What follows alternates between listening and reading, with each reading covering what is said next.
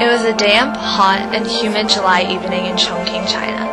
I had just flown in from Beijing with my family as we planned on meeting our friends for dinner. The old city was currently undergoing major construction, and various roads were opening and closing for use each day. On the way to dinner, our driver lost his way and we ended up on a pitch-black, rocky dirt road. I felt jet-lagged, sweaty, faint, and hungry in the shaky SUV that slowly rolled over the piles of rubble.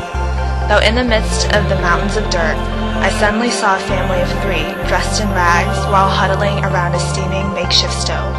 Their home was made of 3 steel panels and consisted of nothing except for their stove and a dusty, dim light bulb that hung weakly above them.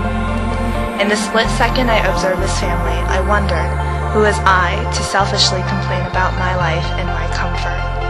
While driving away from the family, it suddenly dawned upon me of how much of an isolated world I previously lived in. I felt guilt and disgust of the extent in which I worried about myself rather than the greater community that surrounded me. As Plato mentions in the Allegory of the Cave, education would be the art of turning this organ around.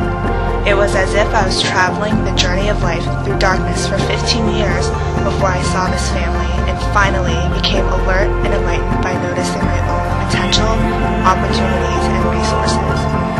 After returning from my trip in the Far East, I realized how much more there was to the world in comparison to what I was familiar with. The rigid chains that once tied me down to conformity were forever released.